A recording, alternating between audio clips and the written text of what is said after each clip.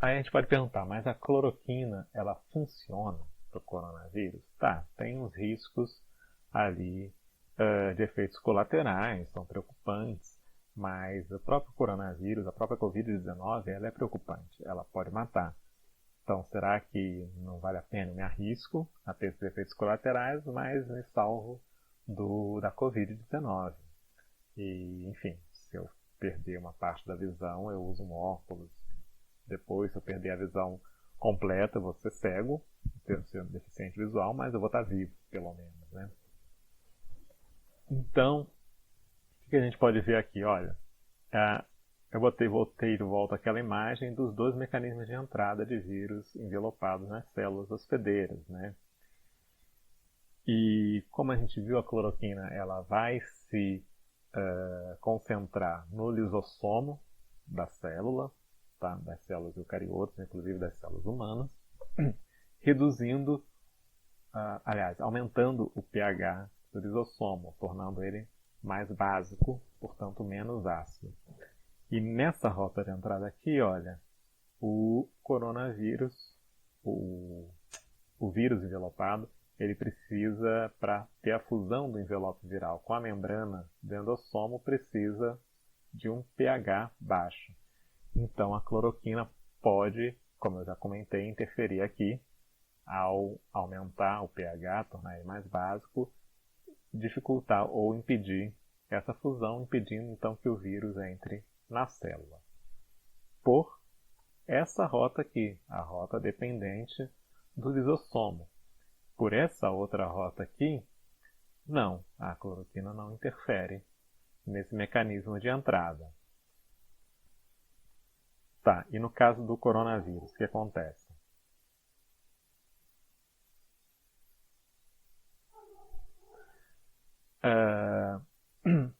O vírus causador da Covid-19, o nome técnico dele, como eu comentei já, acho que comentei, é SARS-CoV-2, porque ele é o segundo vírus, coronavírus, causador de síndrome respiratória aguda. A gente já teve no início aí do século XXI, né, em 2003, se não me engano, a epidemia de SARS em vários países do mundo, causada por um outro coronavírus que se chamava SARS-CoV, que foi o primeiro. Agora nós estamos com o segundo.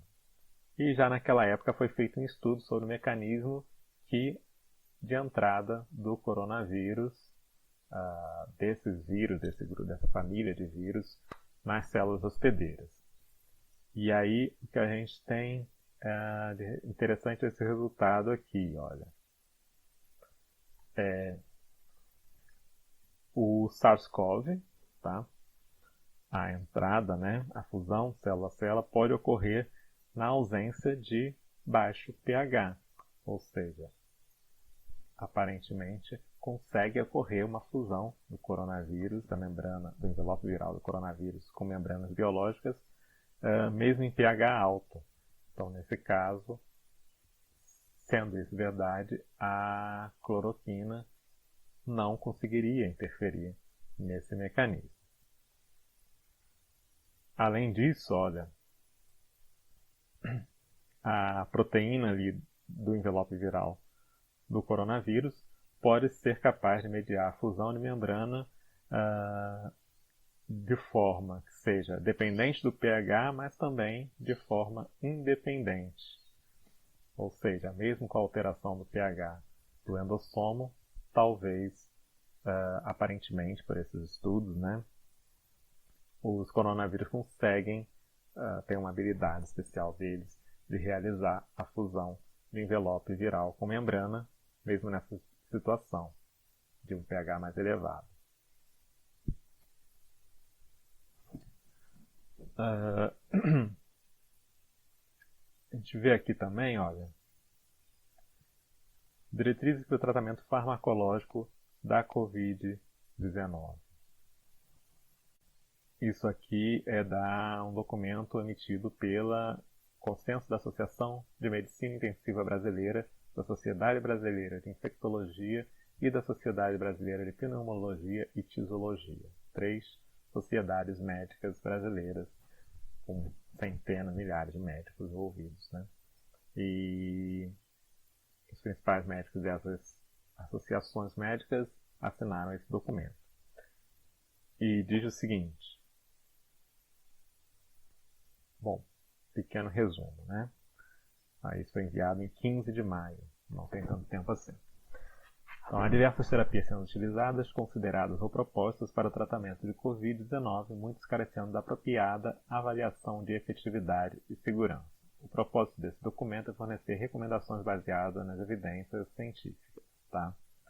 Fala sobre os métodos utilizados e eu vou destacar aqui as conclusões, tá? Os resultados.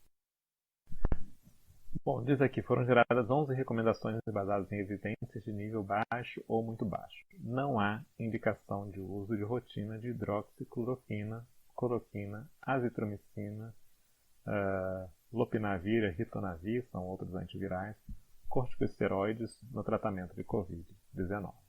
Tá? Então, o que é importante aqui no nosso assunto? Não há indicação do uso de rotina de hidroxicloroquina, cloroquina e nem da azitromicina, que também está recomendada lá pelo Ministério da Saúde brasileiro. O que ele fala é que deve ser utilizado heparina em doses profiláticas em pacientes hospitalizados. Heparina é um anticoagulante, funciona como anticoagulante, e estudos brasileiros têm demonstrado que melhora o prognóstico de pacientes de Covid-19 quando se aplica heparina em ambiente hospitalar, né, controlado por um médico, porque é observada muita ocorrência de trombose em pacientes de Covid-19, ou seja, entupimento de vasos sanguíneos pela coagulação de sangue. Então, se dá um anticoagulante, se impede essa trombose e melhora o prognóstico, porque aí problemas de saúde decorrentes desses entupimentos são evitados. Então, é isso que essas 3 associações médicas estão recomendando. O único medicamento que está sendo recomendado é a heparina, tá? Que não cura o coronavírus, ela não ataca o vírus, ela ataca um sintoma comum da Covid-19. Mas isso melhora a saúde do paciente. E vai falar ali embaixo, conclusão, até o momento, não há intervenções farmacológicas com efetividade e segurança comprovada que justifique seu uso de rotina no tratamento da Covid-19. Ou seja, 3 grandes associações médicas brasileiras dizendo que, olha, não há evidências científicas para o uso de hidroxicloroquina nem de cloroquina. Para quem não acredita em associações brasileiras, infelizmente algumas pessoas não acreditam, a gente pode trazer artigos internacionais. Esse é um artigo da The New England Journal of Medicine, uma grande revista científica da área médica, com um estudo observacional de uso de hidroxicloroquina em pacientes hospitalizados com Covid-19. Esses são os autores, tá? O que é um estudo observacional? Vou explicar isso rapidinho. Na ciência, a gente tem estudos observacionais e estudos experimentais. No estudo experimental, você divide grupos e que você tem uma metodologia mais criteriosa. Então, você tem um grupo controle, para quem você não dá nenhum medicamento. Você tem um outro grupo para quem você vai aplicar aquele medicamento de estudo de interesse, no caso seria cloroquina, hidroxicloroquina, e um terceiro grupo para quem você medica com um placebo, uma pílula de açúcar, de farinha, mas fala do paciente que é hidroxicloroquina. Isso seria a ideia de um estudo experimental, tá? A gente faz muito isso com animais, com plantas, né, tratamentos. Em seres humanos também dá para fazer um estudo de um fármaco quando essas pessoas se voluntariam para participar do experimento. E o cenário que eu botei aqui é bastante extremo, né? Você não dá nada, nem medicamento de estudo. normalmente não é bem assim. Você pode dar os outros medicamentos usuais, a heparina, por exemplo, que eu comentei agora. Você vai dar todo o suporte hospitalar para todos os 3 grupos. Mas você tem um grupo de estudo apenas para receber o medicamento sendo investigado. Você tem um grupo controle que não recebe e outro grupo que recebe placebo. Isso é um estudo experimental. Esse artigo aqui fala de um estudo observacional. O que é esse estudo observacional? Cada paciente, não teve essa separação em grupos, cada paciente foi tratado pela equipe médica de acordo com como foi a evolução do seu caso e receberam diferentes medicamentos. E esse estudo ele é feito a posteriori, né? Então, depois desses casos terem ocorrido, terem sido medicados, alguns se curaram, né? Se recuperaram da doença, outros ainda estão doentes, outros vieram a óbito. Aí você pega esses casos do registro hospitalar e separa, né? Quem recebeu cloroquina, quem não tem, e você tenta tirar uma conclusão disso. É um estudo um pouco menos controlado, portanto, mais ainda no caso desse estudo aqui, do The New England Journal, é um estudo com bastante valor científico pela quantidade de casos investigados. 1.446 pacientes foram observados. Foi observada a ficha médica para buscar associações, né, entre tratamento e prognóstico, tratamento e evolução da doença.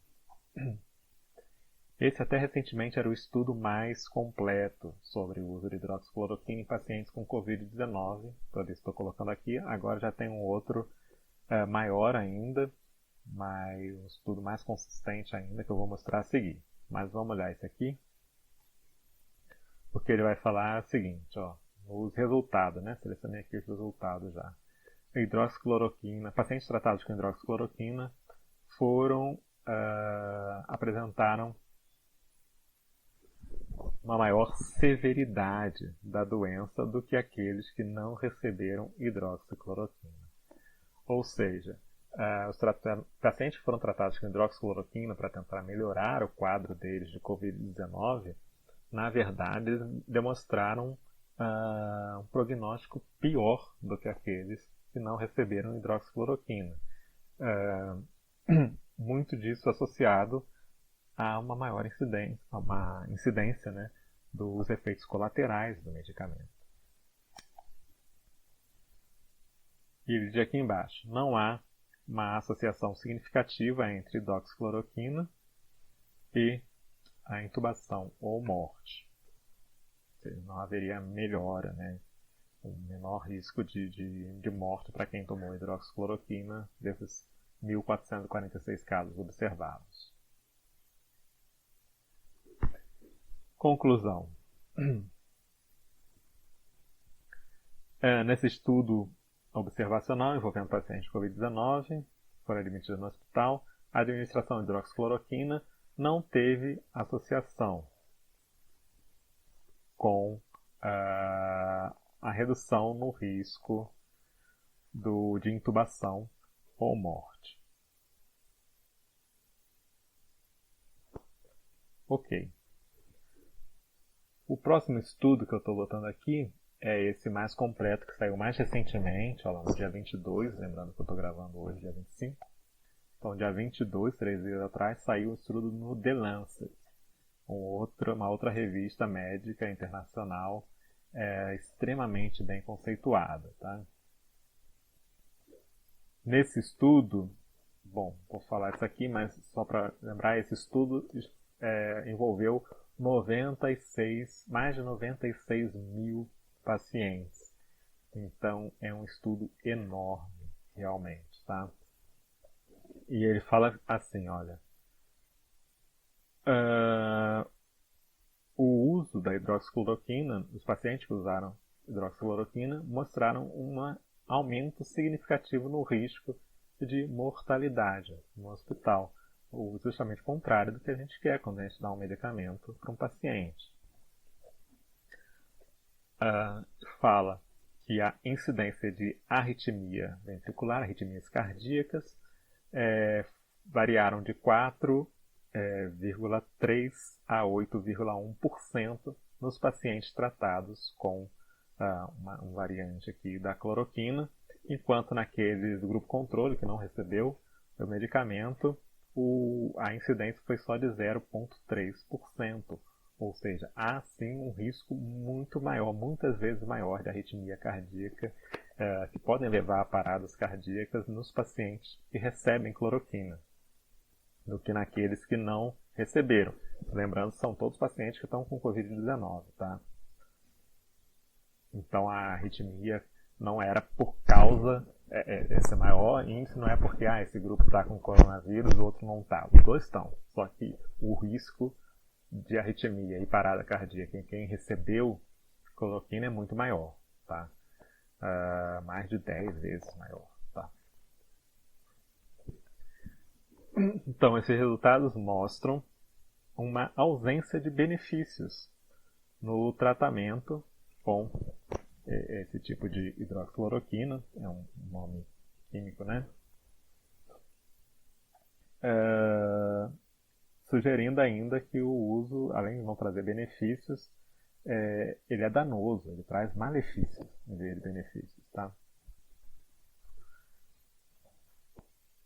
E fala que esse risco, né, ele vai falar no texto do artigo, que esse risco pode ser por causa dos efeitos colaterais, mas também pode ser porque a hidroxicloroquina pode trazer esse maior risco devido aos seus efeitos imunomodulatórios e antivirais, tá? Então, as propriedades antivirais imunomodulatórias da hidroxicloroquina podem piorar a severidade da doença Covid-19 em alguns pacientes.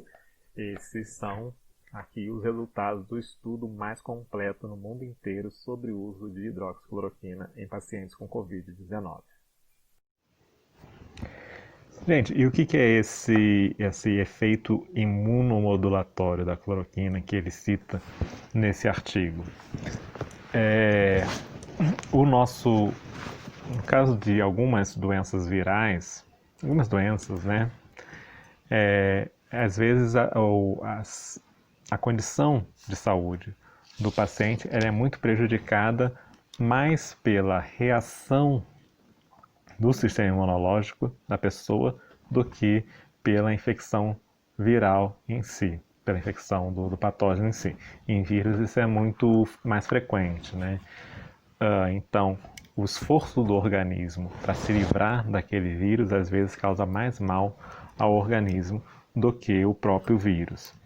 É isso que é observado em muitos pacientes com Covid-19 de casos graves, que eles sofrem o que a gente chama de uma tempestade de citocinas.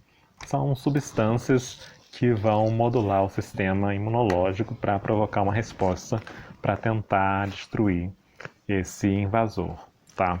Então a produção elevada de citocina, no caso de uma infecção viral, é parte da resposta imunológica normal das pessoas. Em alguns casos, essa resposta pode ser tão grande, tão excessiva, que isso começa a causar efeitos ruins para o próprio organismo da pessoa. Se a gente fizer uma analogia, um remédio, né, que a gente toma ele em excesso e ele começa, em vez de fazer bem, fazer mal, como parece ser o caso da própria cloroquina, a citocina seria algo semelhante, só que ela é produzida pelo nosso próprio corpo como resposta à infecção viral,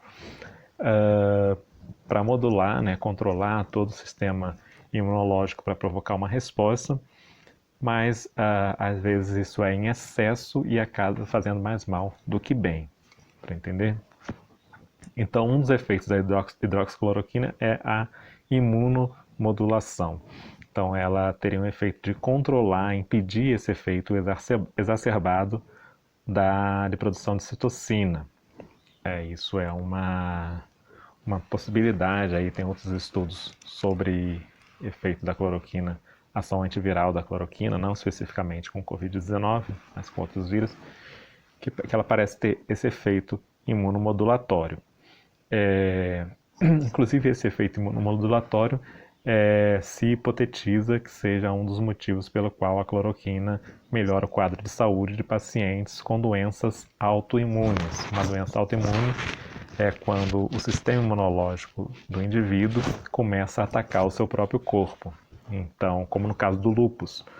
E aí o uso da hidroxicloroquina teria esse efeito imunomodulatório, impedindo ou reduzindo a agressividade desse ataque do sistema imunológico ao próprio corpo. Esse mesmo efeito, então, transportado para o caso do coronavírus, poderia impedir essa tempestade de citocina que acaba causando mais mal do que bem ao organismo.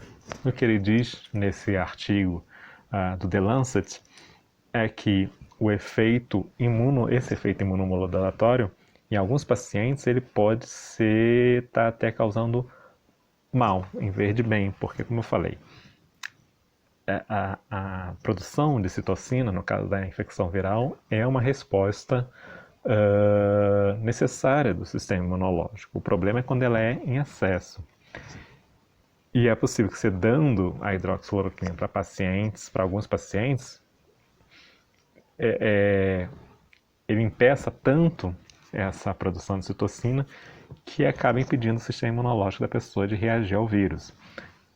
Então, isso é um risco, inclusive, principalmente para os casos leves, em que talvez o sistema imunológico da pessoa fosse responder, mas a cloroquina impeça, né? Fosse responder adequadamente, não fosse ser excessivo, mas a cloroquina atrapalhe nisso. Então, é uma outra possibilidade aí levantada pelo artigo do The Lancet. Bom, aí você pode perguntar, tá bom, então a gente viu aqui como é que a cloroquina funciona contra a malária, como é que ela funciona contra vírus, as dosagens que estão sendo recomendadas, a gente viu lá no Ministério da Saúde, aquelas dosagens seriam seguras para um tratamento de malária, mas a gente está falando de outra doença, a situação geral de saúde do paciente é outra, né?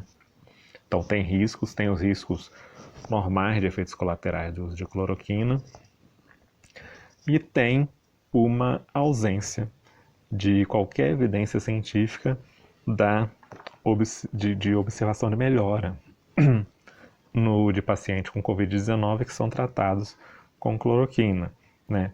A chance de se recuperar ou não tomando cloroquina é a mesma que não tomando, né?